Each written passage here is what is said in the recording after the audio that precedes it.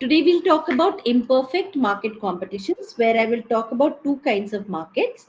We'll talk about monopoly and price discrimination, and we will talk about monopolistic market. Okay, so these are the two types of market which I will be talking about. Okay,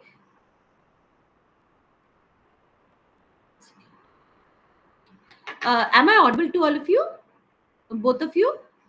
Yes. Okay, Grace. So I will discuss about these two things. Now, the first market competition which we'll talk about today is monopoly. We had finished with perfect market competition. So now we will discuss monopoly. So under monopoly, we say we have a single seller in the market. Only one person is there who is in the market.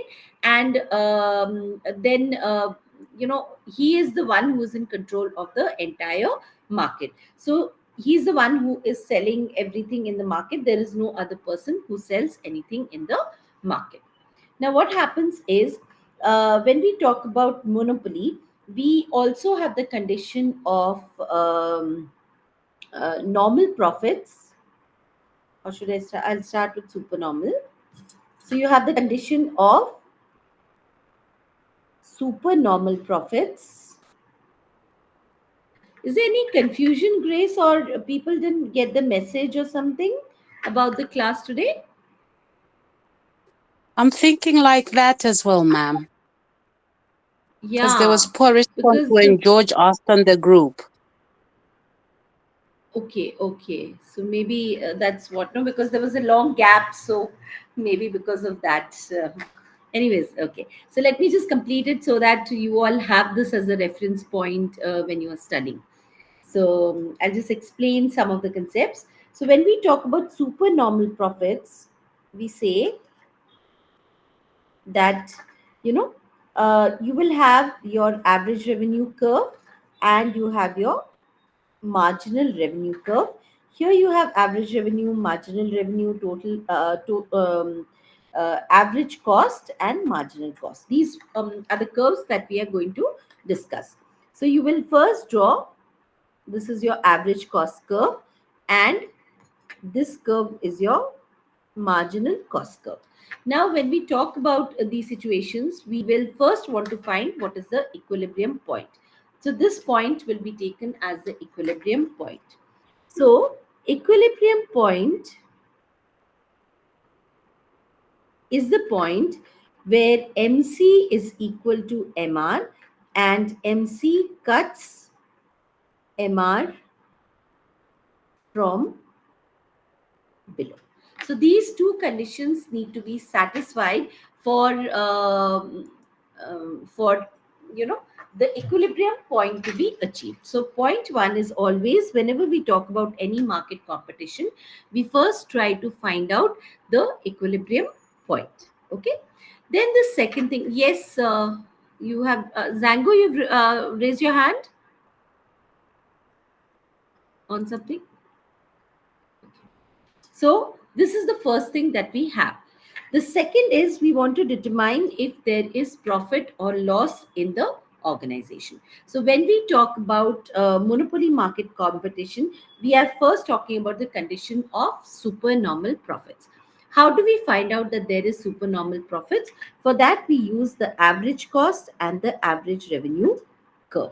So average cost tells you the costing in the firm, and average revenue tells you the price in the of the product which is being sold. So if you find that the price is greater than the cost, you will say there are supernormal profits. Now, how do we find that out? To find that out, we will be using, we'll first drop a perpendicular downwards. So this tells us OQ quantity is being produced and sold. So this is the quantity. Now this is the place where you have your average cost curve. So if I draw a line, this tells me about the cost. Now when I extend this upwards, I reach a point over here. This is on the average revenue curve. And if I draw this across, This tells me about the price. So this I can mark as A. Now this area that I'm getting over here is my area of super normal profits. Okay. So the condition for supernormal profits is that average revenue is greater than average cost, cost is lesser than price, and the firms are earning. Can you see? Yeah. So here cost is lesser than price. Cost is over here. Price is much higher than price. So we say that the firms are earning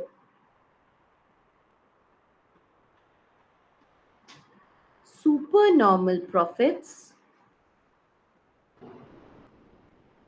which are equal to the area of PAEC. So this is the area of supernormal profits that we find in the curve. Is it clear to everybody? So first we find out equilibrium point. MC will be equal to MR. Then we will say that MC should cut MR from below. The second condition for equilibrium to find out whether there is profit or loss will be that average cost will be lesser than average revenue and cost is lesser than price. So we say that the firms are earning supernormal profits. So this is what we take as the second condition. Okay. So this is the first condition that we are talking about, where we are talking about firms earning supernormal profits. Is everybody clear on that? Grace, are you clear? Clear? 3 people have joined in now. So is it clear? Yes, so far so good. So far so good. Okay. Yeah. Okay. So second, we come to the next condition, which is of normal profits. So second condition we talk about is normal profits. Now please remember, whenever we talk about marginal, the condition of monopoly, our curves are always little steep. Okay. So when you draw under monopoly, your curves will be steep like this. And when you draw under monopolistic, you will have flat curves like this. This is the basic difference between both the market competitions. Okay. So under monopoly market competition, you will always have steep curves. What do the steep curves mean? That demand is inelastic. That means the person can charge whatever price he wants, but you don't have an option. So naturally, you will have to buy from this person alone. So, for example, if you talk about like Indian railways now in India, railways are only by the government. Or if we talk about electricity, electricity is being provided only by the government. So if we say that they can determine the price of the electricity, but whatever happens, we have to pay those electricity bills because we will need our light and we will need to run our fridge and washing machine and microwave oven and television and press and so many other things. So we do not have an option. Whatever the government charges us, we have to pay that because it is a monopoly market competition. Okay. Whereas when we talk about, this is your monopoly market competition. Whereas when we talk about monopolistic market competition, we say that under monopolistic market competition, uh, you will see that there can be number of things. So there, what will happen is that we will want to, uh, if suppose I give you the example of biscuits, or I give you the example of soap, or I give you the example of shampoos. So here what happens is, suppose one shampoo becomes very expensive. What will I do? I will go to the next seller and buy from the next seller. So I will keep on changing the person if the prices go up, because I have so many options available. Okay, if something new has come in, I would like to go and try that out. So I have all these options which are available to me. So that's why in monopolistic we say demand is elastic in nature. So I can keep changing the requirement of demand, and accordingly the demand for the product will be elastic. If the price is high, people will shift to another product. So this is the basic difference when we draw these curves. Please remember this is very important, because if you're drawing steep curves for monopolistic market competition, then the curves become wrong. So you have to draw steep curves only for monopoly market competition. Okay, this is just for your information. Now let's come back to the second condition, where we talk about the condition of normal profits. Now over here also I will draw the other two curves. So in this case I will draw the sorry, marginal cost curve and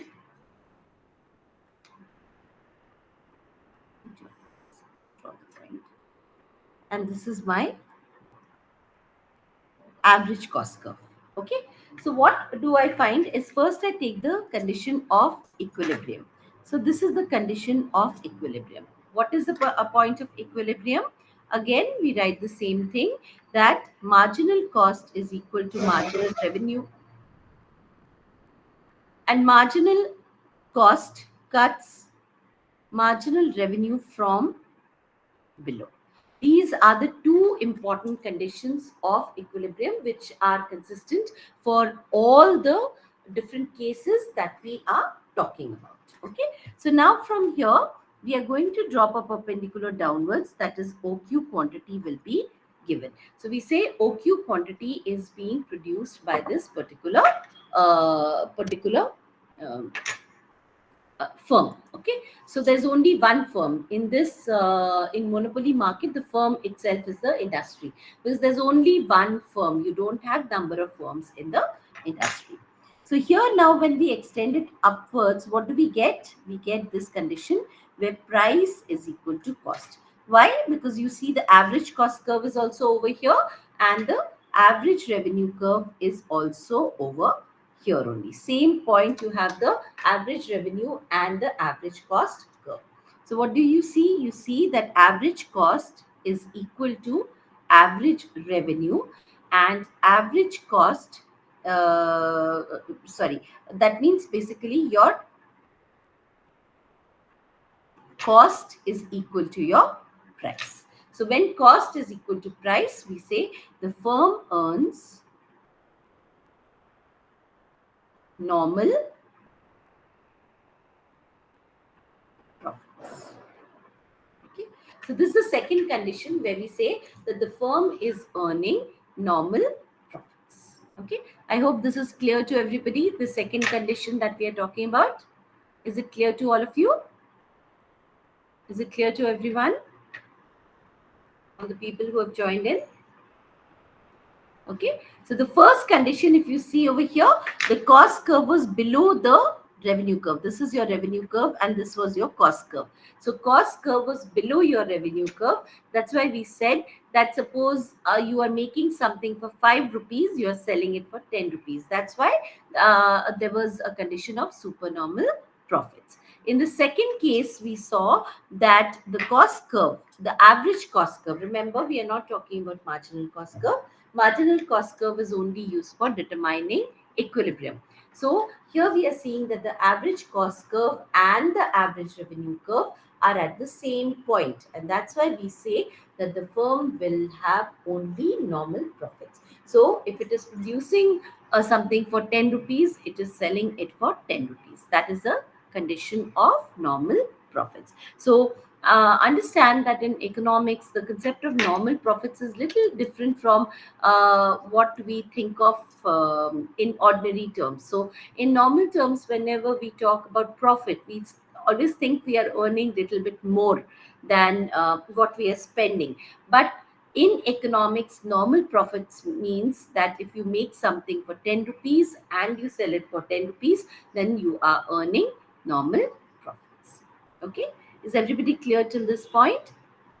So I'll go on to the third point, and the third point is the condition of loss.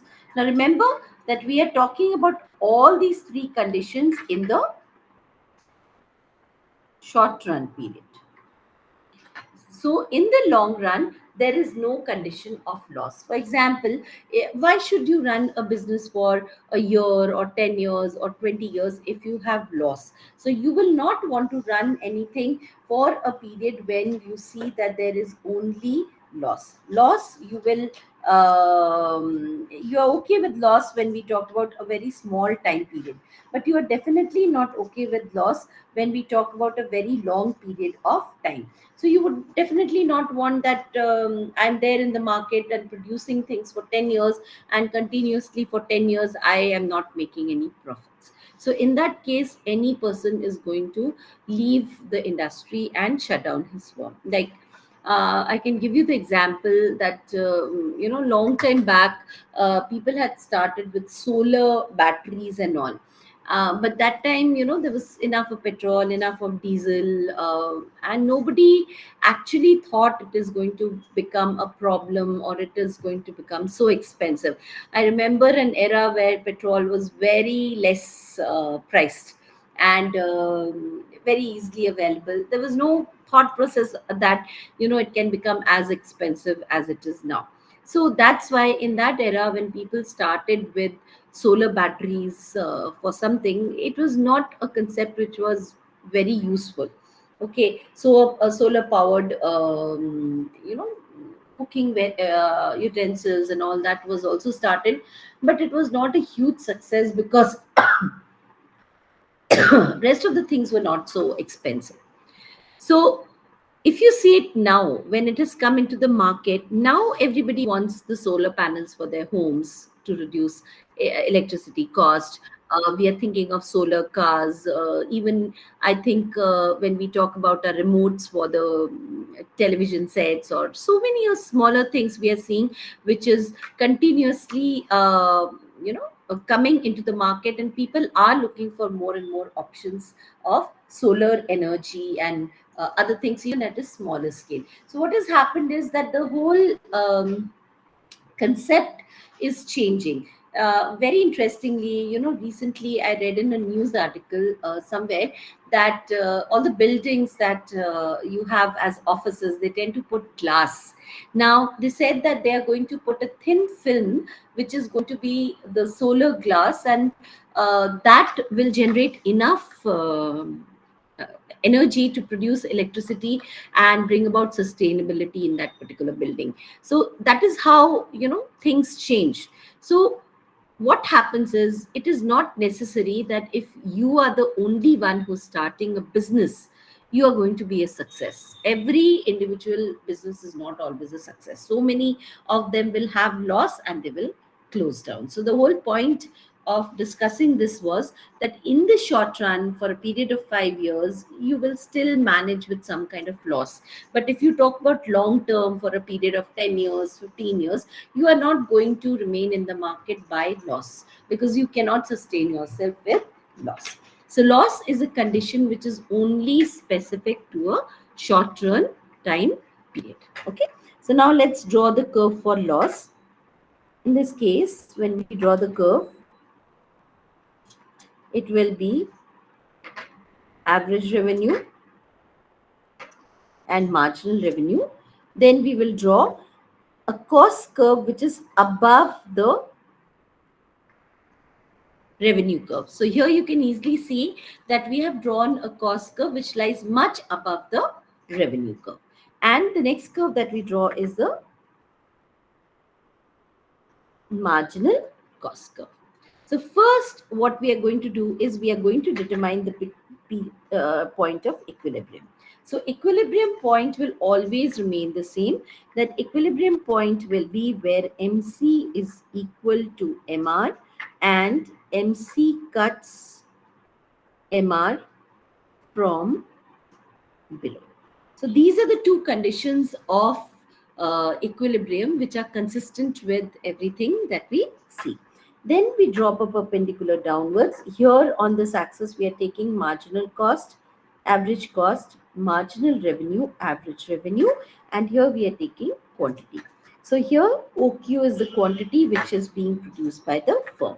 Now when we go upwards, so you see over here when I draw this line, this is your cost. Okay, can you see this point is your cost curve? So if I take it to the origin and say this is the cost, and this is your revenue curve, this is your average revenue curve. So this is the point of price. Okay, so we can name these 2 points as A and B. And this area over here that you are getting is the area of loss. Okay, let me write it with a different color so that it is visible. This is the area of loss. So what do we find? That in this case, average cost is greater than average revenue. That means price is greater than cost. So we say that the firm is incurring losses equivalent to PCAD. So this is the area of loss which is happening for this particular firm. Okay, so this is the third, this is the last case that we talk about, and this is the concept of loss that we are talking about. So if you see, there are 3 conditions which are there in the short run. The first condition is the condition of normal profits.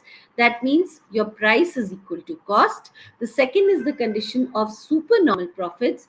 In supernormal profits, we say that your cost will be lesser than your price. So price is greater than your cost, so you are earning more than what you're spending. So that is the condition of supernormal profits. And the third condition is where we say there is loss. How do we say there is loss? There is loss when your cost curve is above your average revenue curve and cost is more than your price. So if you have made something for 20 rupees and you're selling it for only 10 rupees, you have a loss of 10 rupees. So that is the third condition. As I said, the condition of loss is only applicable in the short run. In the long run, we do not study any condition of loss.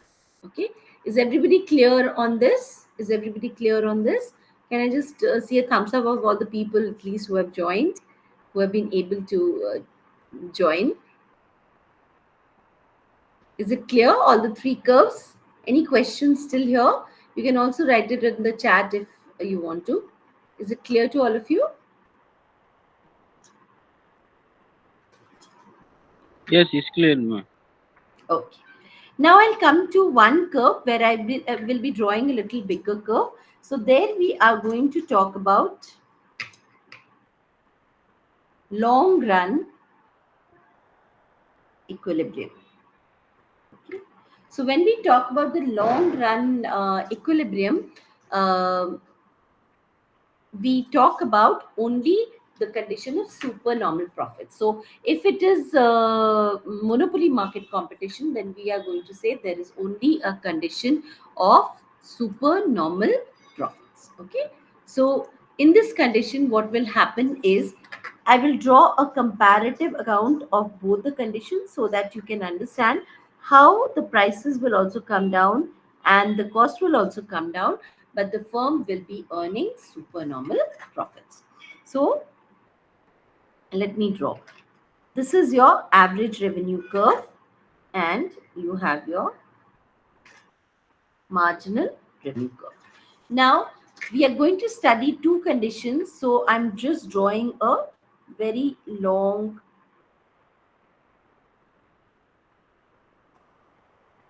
run average cost curve.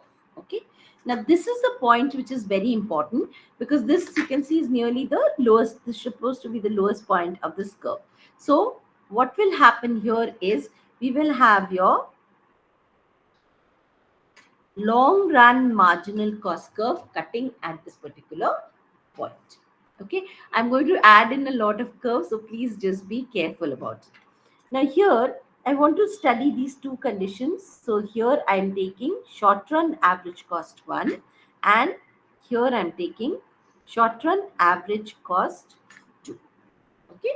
So I'm taking two time periods. So that's why I'm taking short run average cost curve 1 and short run average cost curve 2. So these two cost curves will be there when we are taking these two time periods. The last curve which I'm adding over here is your marginal cost curve. This is your short run marginal cost curve 2 and short run marginal cost curve 1. So till now, what were we drawing? We were drawing only these two curves. But here we have to draw the other one also because we are talking about a long time period. So first, let us see what is happening in the short time period. So in the short time period, now this is your equilibrium point. Okay, E1 is your equilibrium point. And if you drop the perpendicular downwards, this is your quantity. Here you have taken SAC, SMC, you have taken LAC, LMC. Okay, long run marginal cost, long run average cost curve, short run marginal cost curve, and short run average cost curve. So here you see this is the equilibrium point. Now, if I take it up till this point, you will find that this is the price. This is your average revenue curve. This is the price, and over here where there is equilibrium, this is the cost. So price is greater than the cost, so we know that there are supernormal profits. So you can see that area. That area is telling you that the firm is earning supernormal profits in the short run also. It is making profits in the short run also. But we want to also know what is happening in the long run. So for the long run, see, I'll just write out. So for the short run, the equilibrium point is which one? It is E1. So E1 is the point where your short run marginal cost 1 is equal to short run marginal revenue curve. Okay. SMC1 is equal to SMR.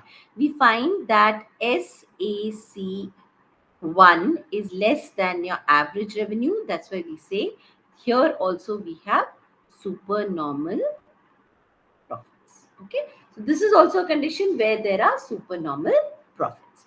Now, what is happening in the long run is what we want to see.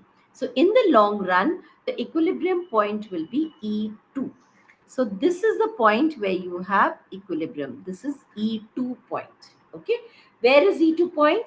It will be the point where your SMC2 will be equal to SAC2 will be equal to LMC will be equal to LAC will be equal to MR. Everything will be equal at this particular point. So in the long run, you'll find the condition will be where everything is equal. You're not talking about one odd thing. You'll see that everything is equal at that particular point. Then only we call that as a long run equilibrium point.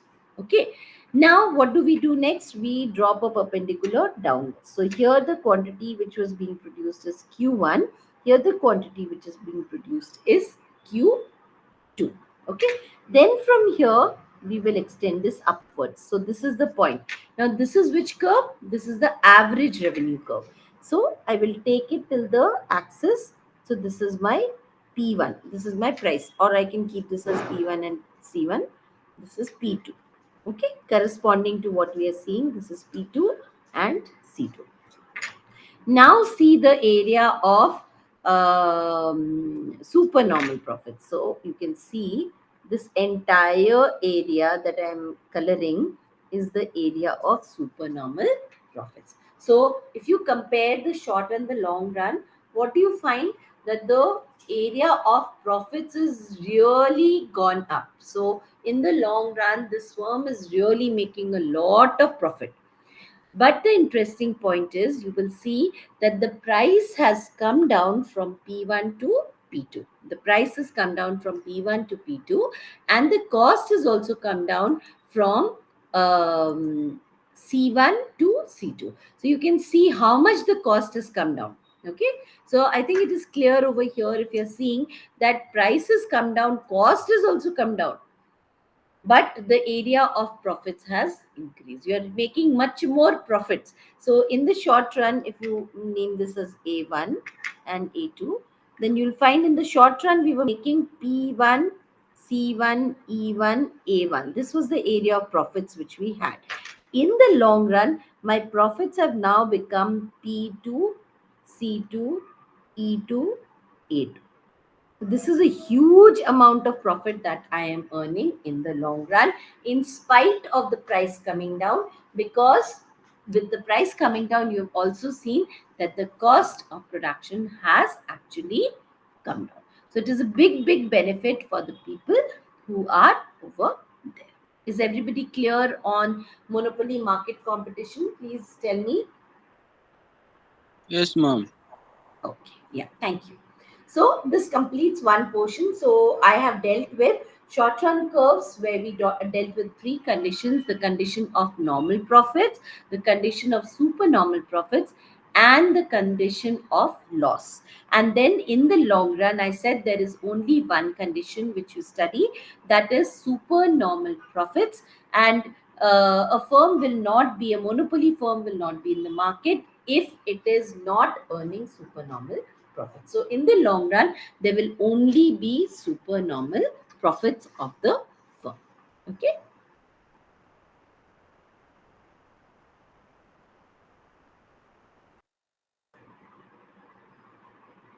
So next we go on to price discrimination. Okay.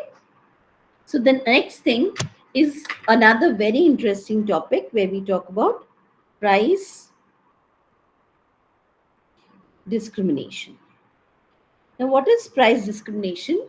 Price discrimination means when you charge different prices from different people. So, I'll give you examples of this to explain it better. And price discrimination is only possible under monopoly market competition. It is not possible under monopolistic competition or perfect competition or oligopoly, duopoly. No, we say that price discrimination is only possible when we have a monopoly market competition. Okay, so what exactly does it mean? Now let me give you some nice examples on this. For example, you'll find that if you talk about lawyers, first example is about lawyers. So what happens is, if you go to a lawyer, he will not put a board out with his rates. So he might talk to you and he might charge you less. Another person, he might charge more, and third person, he might even consult for free. Similar with doctors. Okay, so if you are giving the example of doctors also, what will happen is they charge different rates for different people. Some places they might be charging more, some places they might be charging less. It is up to them how they want to charge for the product. So here it is possible because, see, whenever we go to a doctor, we do not have anybody to ask.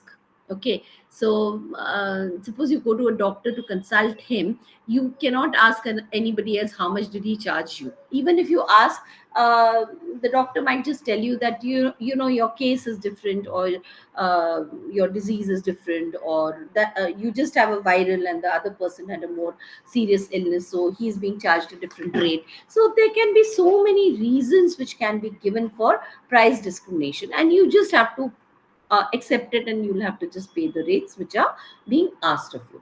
So this is a very common example of price discrimination. The second example I'm going to give you is, for example, railways or airways, airplanes and all. What happens is, you know, all of us know they will give a discount for senior citizens.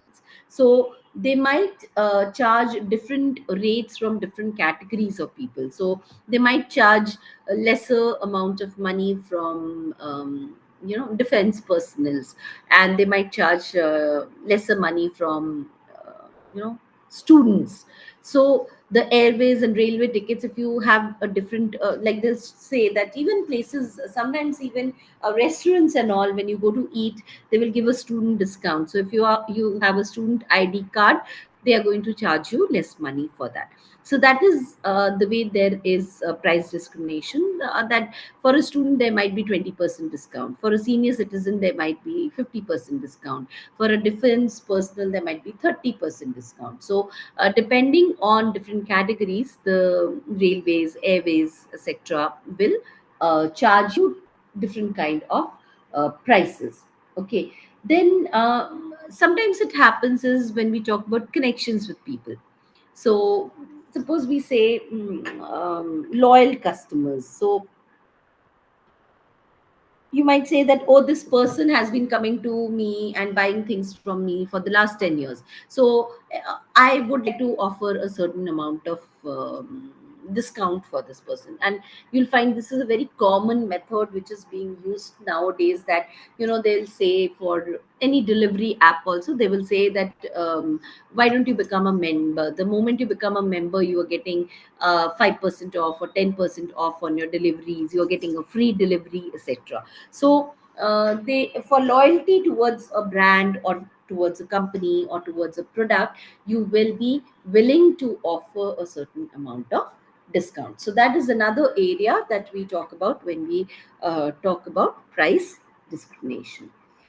Then we also have places like cinema halls and all. Okay. So here you'll see that there are two types of price discrimination which normally happens for a cinema hall. Can one of you just tell me that if you have different prices for cinema halls, what kind of differentiation is there?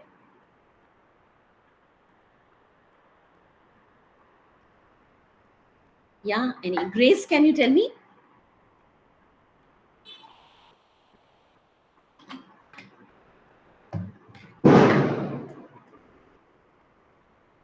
Farida, are you there? Can you tell me what kind of differences are there in the prices?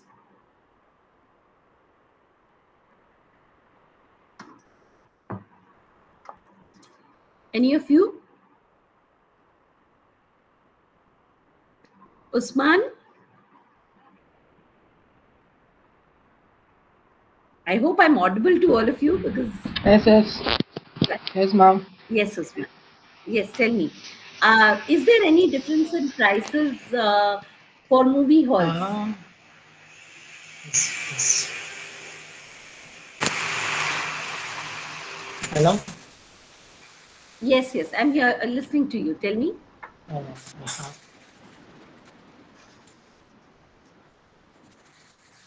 Is there any difference in the pricing, price that they charge for different things in a movie hall?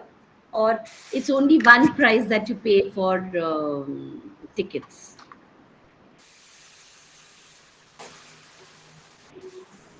Ma'am, Yes, can you I repeat? No, I just asked that if you go to a movie hall, suppose in the morning and you go there in the evening, are the ticket rates same or are they different? Yes, ma'am. Normally it's different Normally it's different. What is the reason for it? because the demand for the nights racing Hmm. are more. Okay. So if you go in the evening, the price of the tickets will be much higher than if you go in the afternoon, correct? Yes, Okay, thank you so much, Yasman. So that's exactly what I was trying to say, that in cinema halls, according to the time that you go to see a particular movie, the pricing can be different. So in the morning, afternoon shows, people normally have uh, the office and other things, so they might not keep a high rate of the pricing because they want people to somehow come in. But at night, when they know that maximum people come and watch movies, the prime time of 9 o'clock, etc., at that point of time the rate of the tickets will be much much higher than the other time. Okay. So that is one more type of discrimination which takes place. Then another very important thing is by multinational corporations. So this is very important, and patients. Okay. And this type of price discrimination is actually called as dumping. This is a very important term in economics. What does it mean? It means that it means that So you know yes, yes, Usman. I say, sir, Yeah, sorry, I couldn't understand. Okay. So, what does it mean is, suppose there's a multinational corporation which is supplying, things in different countries. Now, the multinational corporation belongs to your country.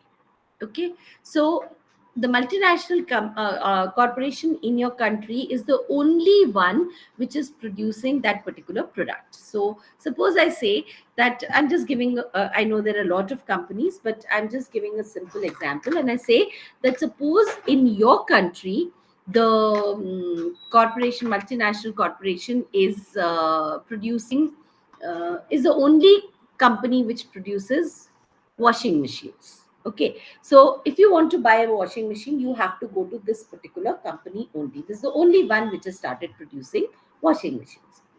Now, what the person can do in your country is he can charge you a higher rate. So, if you want to buy a washing machine, since you have to go to only this person, there is no option available to you. He is charging you a much higher rate. But what happens is, suppose he wants to sell in India, or he wants to sell in US, or he wants to sell in maybe any other country. Now, suppose in these other countries there are 5 6 more sellers. So what will happen that uh, suppose in India I say there are 4 sellers who are selling washing machines. Now when he wants to sell in my country, he will not want to sell it at a very high rate. Why?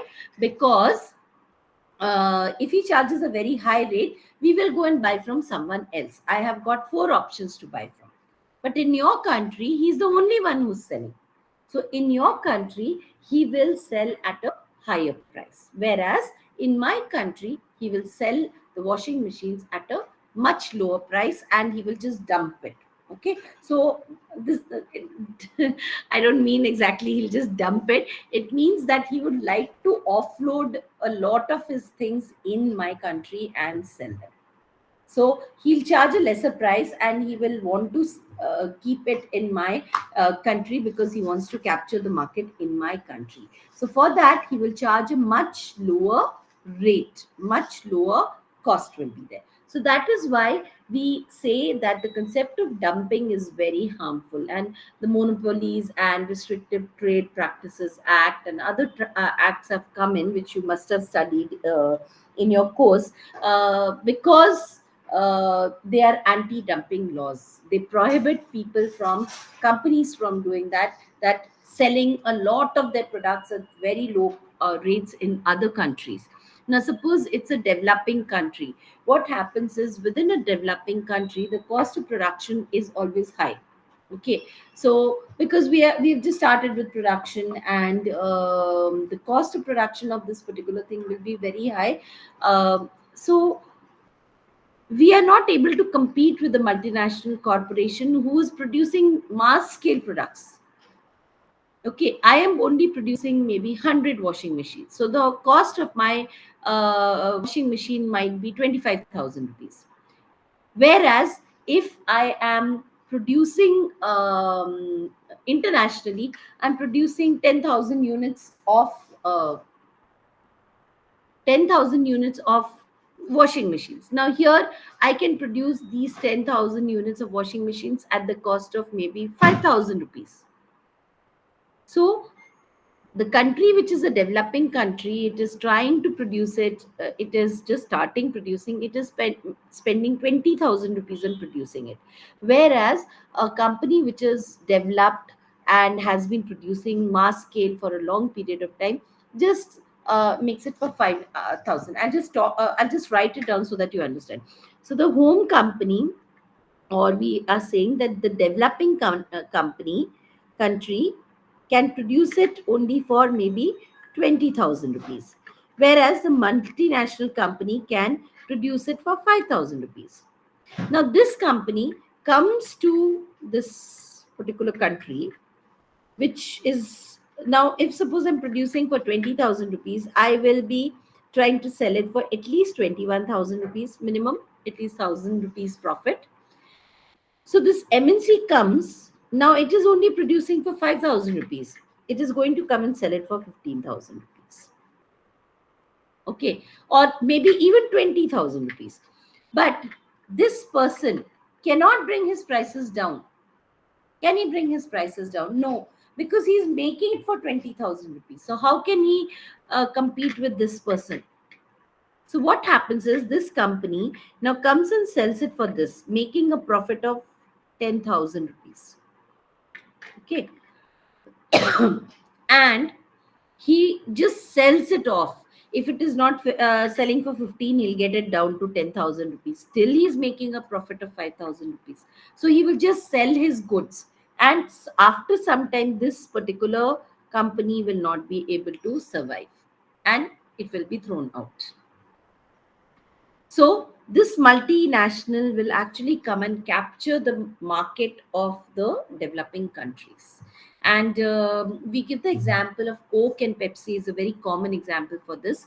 When we talk about duopoly market, that many countries this has happened, that they had dumped their products and the other soft drink companies were not able to survive with them, or they were acquired by them or captured by them, etc. So in the long run, it was very harmful for the other companies. Now, of course, it is one of the most popular brands, and production is there in India and everyone else. But this is sometimes a problem with many countries which are trying to make their own things. If somebody from outside comes and sells the product at a very low rate, then the internal companies are not able to compete against this. So that's why you have a lot of laws, monopolies, and restrictive trade practices, etc., where we say that they should not be allowed to come and dump their products at such a low rate. They should have a minimum base rate, and that's why we try to charge more amount of custom duties, etc., and so that we are able to protect our companies which are producing in the country.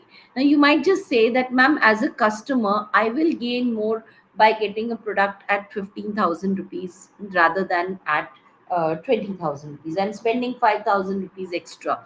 So, is this a good idea? Actually, it is a good idea, because otherwise, internally, for developing countries, especially, you cannot promote the self reliance factor. Okay, so for self reliance to come in for some period, that you yourself have some production, you yourself have your industries, and you have internal growth, it is a very important thing. Even if customers are paying more, still it is worth the sacrifice, because you are able to develop these companies and bring about growth in your own country. So you are not wanting to just finish it off, or just get over with it and get it at a lower cost. You have to look into many other factors which are important for an economy's growth. Okay, so I hope that was clear to everybody. So dumping is a very, very important area where we talk about price discrimination, and it is very harmful for any other uh, company. Okay, is this clear to all of you? Is this clear? Is this clear? Are these points clear to everybody? So these are a Yes, few. ma'am. Okay, yeah, thank you. So what happens is price discrimination. That's why it becomes a very interesting thing. Now I will just talk about one simple kind of price discrimination that we draw. And here we say that suppose we are taking two companies, A and B. We say that in company A or country A, okay. So you've got country A and you've got country A and country B. So in country A, you have an inelastic demand, and in country B, you have an elastic demand. Okay, and then we are going to take the sum total of both the places and compare it and draw the combined class curve. Okay, so let me just draw the first one. So when we talk over here, this is country A. So in country A, I will say that you have an elastic demand. So if you have an elastic demand, you have an elastic demand. So suppose this is your average revenue curve and this is your marginal revenue curve. So this is your company A. Then you have your country B. In country B, you have an inelastic demand, which will be your average revenue and marginal revenue curves over here, and these are steep curves. And the third is when you combine the curves for A and B. So you get a curve where you have slope like this and you have a flat slope. Okay. So first of all, we will determine the equilibrium position of the company.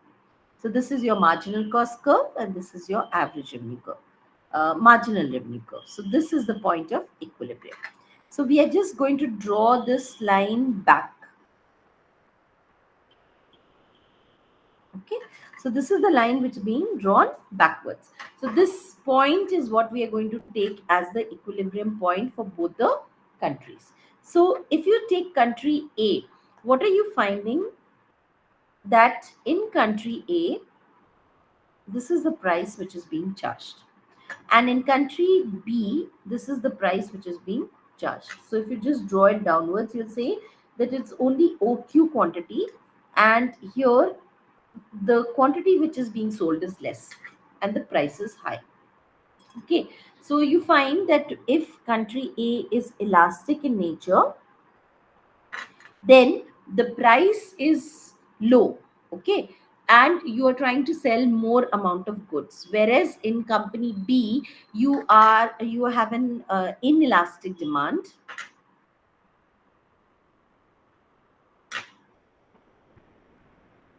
So there you're charging a much higher price and selling less quantity of goods. So that is the basic difference that you have, that in one country you are charging a lower price because it is elastic and you're selling more quantity of goods.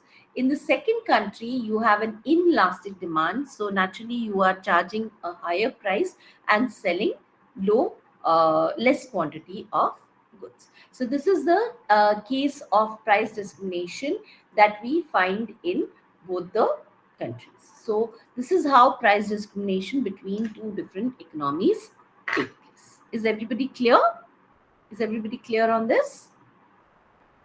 Yes, ma'am. Okay. What about the others? Grace and Akim and Kamis?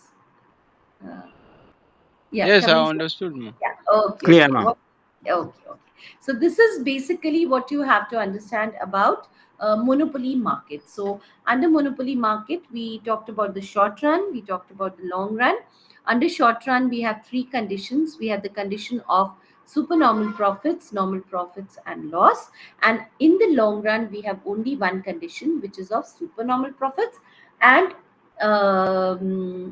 then we have the case of price discrimination.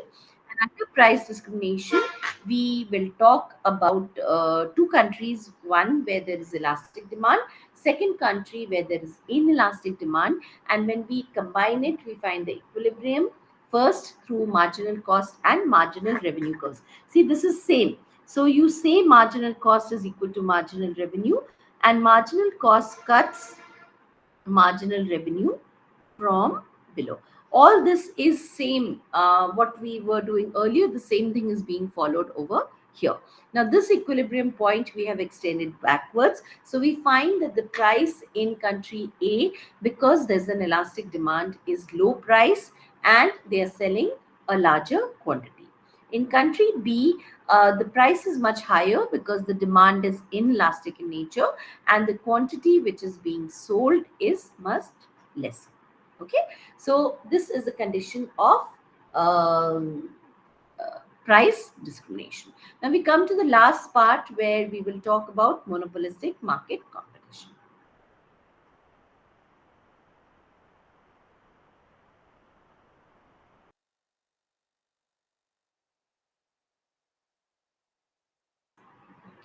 So, what is a monopolistic market? Okay, the last one that we are going to deal with is a monopolistic market.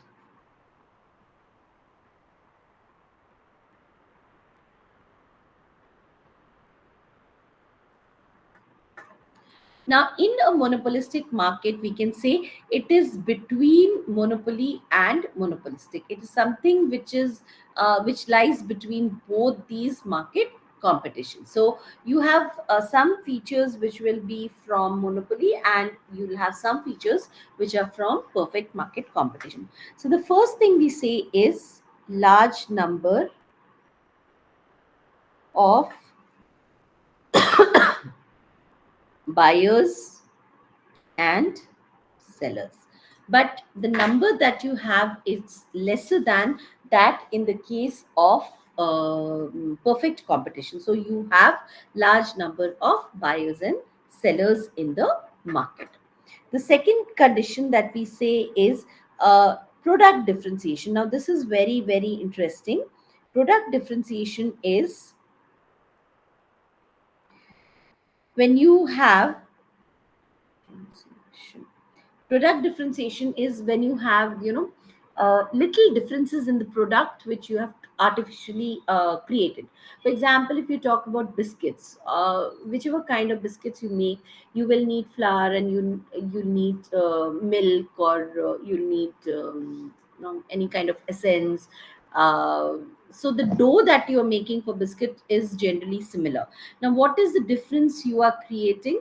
You are creating a difference by adding in cocoa powder. So you make some chocolate cookies, or you add in chocolate chips, or you put in some white chocolate, or you add some kind of fruits, dry fruits, or whatever. So what is happening is the basic dough of the biscuit is not different. Butter, flour, baking powder, whatever you require to make biscuits is all same, but you're creating an artificial difference by adding in these extras, and because of these extras you are creating price discrimination. Means different companies will be charging different amounts for the biscuit that they're selling. So somebody might say that this is butter biscuit, so it's made of pure butter and homemade butter, so it is costing maybe 20 rupees.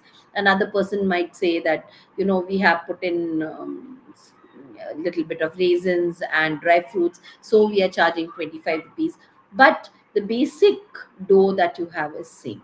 So it is all artificial differentiation that we talk about. Similarly, if you talk about soaps and shampoos, etc., you'll find that all these things will have artificially created differences. They are not, the product is the same, but it's only, if you see soaps and shampoos and all, you can see that the color will be different, the packaging of the product will be different, the bottles in which they pack it will be different. Then some person might add little perfume of rose, some person might add little, leaves from or the flowers of lavender, or something like that. So basically that is the difference. The soap base remains the same. So we are creating an artificial difference, and this is one of the most important characteristics of monopolistic market. So when we are creating these artificial differences, we have to incur selling costs. So you'll find like some film stars who use a particular brand of soap, or some soaps which are going to be purifying, some soaps which are maybe for germ control. So there are different categories of soaps that they will be promoting, so that people who are looking for a particular thing are more attracted towards it. For example, after COVID, people have become very sensitive. They want this bacteria and germ control more, so they might be looking into soaps for that particular thing. It might be possible that somebody has a major pimple problem. He might be looking into a particular kind of soap which says it is addressing that problem. So these kind of differences is what they will show through advertisements, through their product promotion. So they will be creating a lot of artificial differences, which is, mm, you know not exactly the core of the product, because the core of the product remains the same. So this is a very, very important characteristic which is there of monopolistic market. Okay. Now, when we talk about monopolistic market also, I will be drawing the short run curves only. I'm not drawing the long run curves. We will come to the short run curves, and after that I will finish with your class. So I will be talking about the same thing. Now, when we talk about monopolistic market competition also in the short run, there are three conditions which we study. The first condition is of supernormal profits. Then we have the second condition, which is of normal profits. And we have the third condition of loss. So we have three conditions which are there. So we have a condition of supernormal profits, normal profits, and loss. So you'll find that all these three conditions are very similar to what we did under monopoly. And I explained earlier that the only difference lies in the shape of the curve. When we talk about monopoly, we had a steep demand curve which shows that there is only one seller for the product and he is charging whatever rates he wants to. But remember, a person can charge you whatever price he wants to, but the quantity is decided by you. The quantity is not decided by the by the seller. For example, if you are taking electricity from the government, now it's up to you whether you want to light up 10 lamps or whether you want only one lamp or one fan.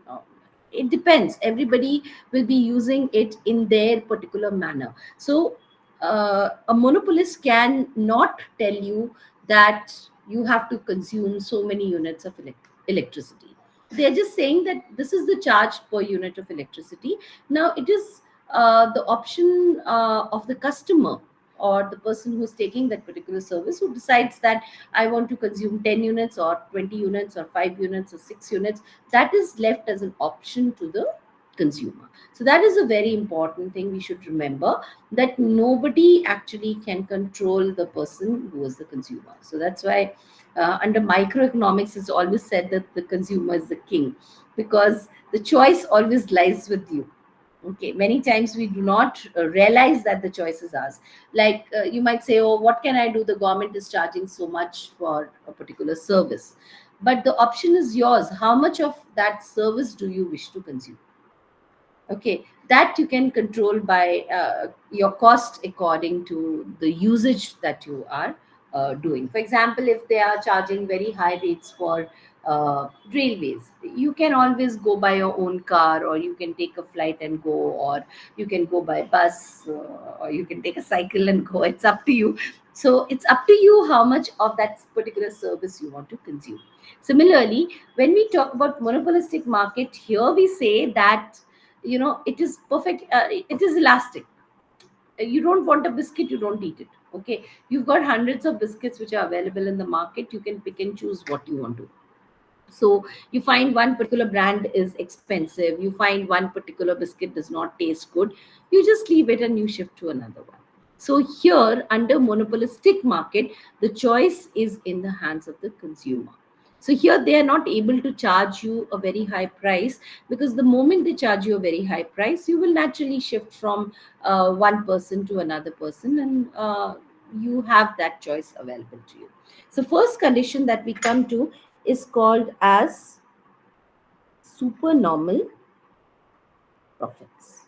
So under supernormal profits, we will be drawing the same curve. Like I said, that the curves that you're drawing is identical. Okay. So the curve that you are going to draw here, the only thing, remember that when we drew for monopoly, we were drawing curves like this. Okay, there were steep curves. In this case, we are drawing flat curves. So here, this is your average revenue, this is your marginal revenue curve, and this is your average cost curve, and this is how your marginal cost curve comes. So when we are drawing the first condition, this is how the curve will look. So here you're taking marginal cost, average revenue, marginal revenue, and quantity.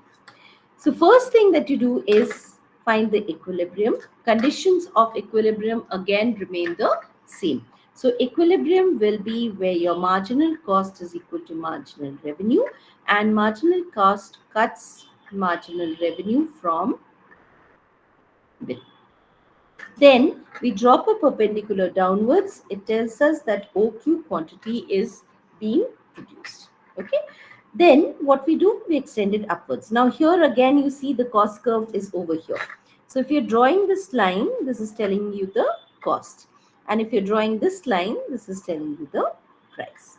So here, as you can easily see, this area that I am chalking out is the condition of supernormal profits. So the area that you can see over here will be your supernormal profits. So this is given as PCAE. So this is the area of your supernormal profits. As I told you that if you are studying your monopoly market competitions perfectly, then there's no need to again learn these curves. Only thing you need to remember is there you had drawn a steep curve, and in this case you're drawing flat curves. That's the only difference which is there between these two particular market competitions. Nothing else. Everything else remains the same. It is represented in the same manner. So you will not find that there is much difference when we talk about these two particular curves. Okay. So here I say that average revenue is greater than average cost. Okay. So this is the first condition. Now the second condition that we have is called as normal profits. And I told you all earlier that when we talk about normal profits, we will be having, it's less place, but I'll draw it here. So we said that this is your average revenue and this is your marginal revenue. What did we say? We said in this case, your average revenue will be equal to your average cost curve. So average revenue is equal to your average cost curve, and that is the condition which will be seen over here. So here, when we are drawing these curves, we know that in this case, we have to remember that your line should touch your average revenue cost, because cost has to be equal to revenue. Now this is the place where we want to draw a marginal cost curve. So our marginal cost curve will go like this and go up. Okay. Then we draw a perpendicular which tells us that OQ quantity is being produced, and if you extend it, this tells you that price is equal to cost. So again we can write equilibrium point is E, where marginal revenue is equal to marginal cost. Marginal cost cuts marginal revenue from bill. Okay, and average revenue is equal to average cost. That's why the firm is earning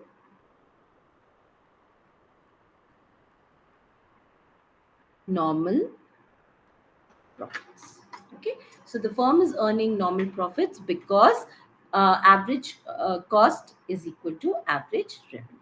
So this is the second condition. I hope this is clear, because this is exactly what I explained previously when I was drawing the other diagrams. There is no difference. Please understand this. Don't get confused by it, because the only difference which is there between both the market competitions is the slope of the curve. There it is a steep slope, and here it is a flat slope.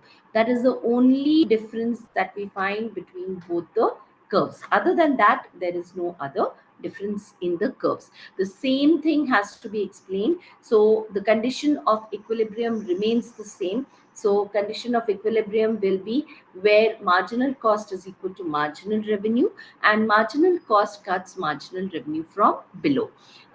For supernormal profits, we will have average revenue is greater than average cost. That is, price is greater than cost. So we say there are supernormal profits. When we talk about normal profits, we say that we say that average revenue is equal to average cost, and when average revenue is equal to average cost, the firm will be earning normal profits. So this is the second condition. Here again we say price is equal to cost. Okay. So the third and the last condition that we will study is the condition of loss. I have told you before also that the condition of loss will only be in the short run. In the long run, no organization is going to function if there is going to be a loss. They will only function in this short period because they think, okay, 1 or 2 years of loss, then I will start making profits and I will be at the break even point, and then I will make profits. Okay, so initially when you're starting with business, you don't start immediately making profits. There is a certain time period when you are establishing yourself, you're gaining the market, you're getting loyal customers, so it takes little bit time to get a hold on the market. That time you might be having loss, but once you have a holding in the market, in the long term period, people will not function under monopoly or monopolistic market if they have loss. Under monopoly, 100% you have to talk about supernormal profits only in the long run. Okay, so here the last condition that I'll be discussing today is loss. So when we talk about the condition of loss, again, I'm drawing your average revenue and marginal revenue curve. Now, when we talk about loss, you know automatically that the cost curve has to be much above the revenue curve. So here I'm drawing my short run average cost curve on top of the average revenue curve. Then I will draw my marginal revenue curve. So first I find the condition of equilibrium. Equilibrium is position E, where MC is equal to MR and MC cuts MR from below. Okay, so this is the first condition of equilibrium. I drop a perpendicular downwards. This comes as OQ quantity being produced. Then I extend it upwards. So this is where it meets the cost curve. So this tells me that the cost is over here. And this is the revenue curve. So this tells me that the price is over here. So I can write this as A and B. So this area that I see is the area of loss. Okay, so this is the area of loss that we find. Why is there loss? Because we find average cost is greater than average revenue. That is, cost is greater than price. If you're making something for 10 rupees and you're selling it for 8 rupees, naturally there is loss. So this is the condition of loss, and it is equal to PCAB. This represents the area of loss. So this is the majority of the area where the loss is going to happen. So these are the conditions which we talk about when we are talking about a monopolistic market competition. Is everybody clear on this? This completes all the different market competitions. I would just like to finish by talking about one small thing, that is your oligopoly market competition. So under oligopoly, we say there are few sellers. Okay, so there are few people who will sell a particular product. You don't have large number of sellers, you have few sellers who will be selling a particular product. And here we say selling cost is a matter of life and death. That is how important selling cost is when we talk about the oligopoly market competition. The only important thing over here which we are going to discuss is the demand curve. Now, if you see till now, every demand curve has been, it has been like this, it has been like this, it has been flat, but it has had one shape. For oligopoly, we have a demand curve which is called as a kinked demand curve. So what is this king demand curve? Under the king demand curve, we will have a condition where we will have a demand curve which is elastic on top and inelastic down. So see how interesting this demand curve or average revenue curve is. So here you will say that initially it is elastic. This area is elastic and this area is inelastic. So they say the price will remain fixed at P point. Now let's see why is this so. So suppose I say that the person is at P point, this is the price and this is the quantity. OP is the price, OQ is the quantity. Now suppose he decides that he wants to increase his price. So he increases his price by a very small extent. What happens to the quantity? You see that nobody will buy from him. Everybody will go to the other people and buy things from him. So if he increases his price, he loses out on a large share of the market. So a large share of the market goes, because the moment he increases his price, nobody else will increase the price with him. So they lose out a large share of the market. Okay. Now what happens when he decreases his price? So suppose he decreases his price by this much. This is a huge decrease. Okay. So you find that he's decreased his price so much. This is P1. But the share of the market that he's gaining here is very little. Why? Because if he's giving a discount, everybody else who's in the market is going to give a discount. So he will not gain at all by by a market. So this is a big problem which happens. So that's why what happens is his price will remain fixed at P point. So the simple thing here is that if he increases his price, nobody increases the price with him. So he loses out the share of the market. If he reduces his price, everybody else reduces their prices with him. So he does not gain much by the price discount.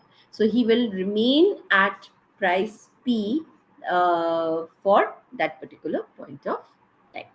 Okay, so I hope that is clear to you all. So generally this completes the majority of the course. So I hope you all could understand it, and I will stop at this particular point. Any other questions? If you have, you can go ahead and ask me.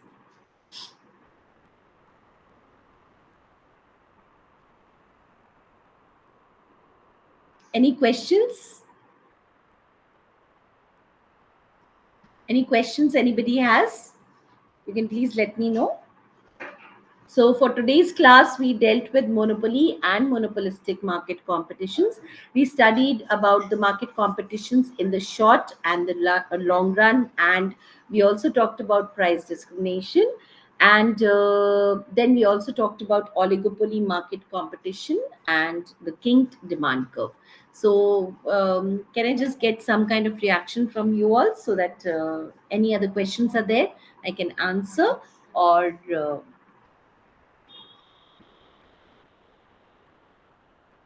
yeah. Okay. Thank you, Grace. Okay. I hope you could all understand the class. Any reactions or anything you want to tell me? This is the last class for this. Then I will go on to the next subject probably. Understood. Thank you, Okay. ma'am. Thank you. Okay. So we'll. Yeah. Thank you, Farida. Yeah. So we'll stop with the class over here, and I will see you for the next class. Okay. Thank you.